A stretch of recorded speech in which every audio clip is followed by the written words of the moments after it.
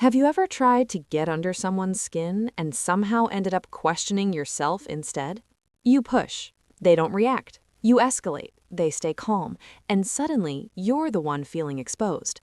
If you've ever crossed an INFJ, you know exactly what I mean. Today, we're breaking down the 7 psychological ways INFJs quietly disarm anyone who tries to manipulate or intimidate them. Number 1. The mirroring maze. When someone comes at an INFJ with aggression, they don't explode, they reflect.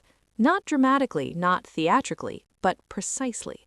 INFJs absorb emotional energy and mirror it back with unsettling clarity. You bring hostility, you'll feel it amplified. You bring manipulation, you'll see it exposed. It's like arguing with someone who refuses to distort your behavior. They simply hold up a clean mirror, and most people can't handle that reflection. Here's the twist. They're usually not doing this consciously. It's instinct. Number 2. The information vault. INFJs absorb more than they reveal. They remember tone shifts, contradictions, patterns in your behavior from months ago, but they don't announce what they know.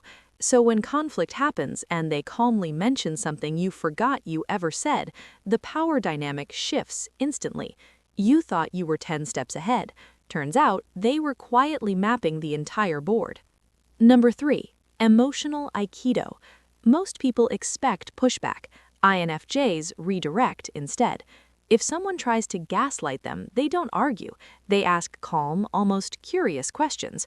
Why do you see it that way? Now the manipulator has to explain themselves. What was supposed to be an attack becomes an interrogation, and suddenly the aggressor is stumbling into their own contradictions. Number 4. Selective vulnerability. Here's where it gets sophisticated. INFJs may openly admit weaknesses. Yes, I'm sensitive. Yes, I care deeply.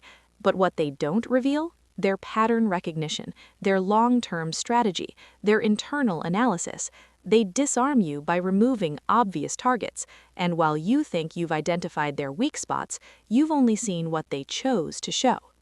Number 5. The patience paradox. Most conflicts run on immediate reactions. INFJs operate on long timelines. When crossed, they may appear indifferent, but they're not ignoring it. They're observing, waiting, tracking outcomes. Weeks later, when they respond, it's precise, calm, and strategically positioned. You were fighting for the moment. They were thinking about the future. Number 6. The authenticity shield. Manipulation feeds on insecurity, but INFJs who've accepted their uniqueness are hard to control. Shame them for being different? They'll agree. Call them sensitive? They'll own it. There's nothing to push against, and without resistance, the attack collapses. Number 7. The invisible network. INFJs don't collect large social circles. They build deep loyalty, quiet connections, strong alliances.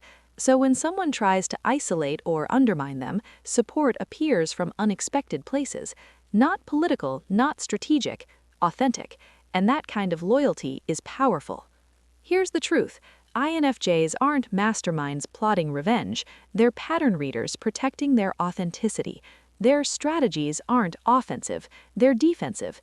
And that's why they're so effective, because in a world that rewards loud reactions, the quiet, strategic mind often wins without raising its voice.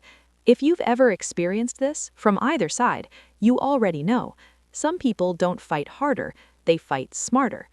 If this resonated with you, please hit the like button and subscribe for more. Thank you for watching. I will see you in the next one. Take care. Bye-bye.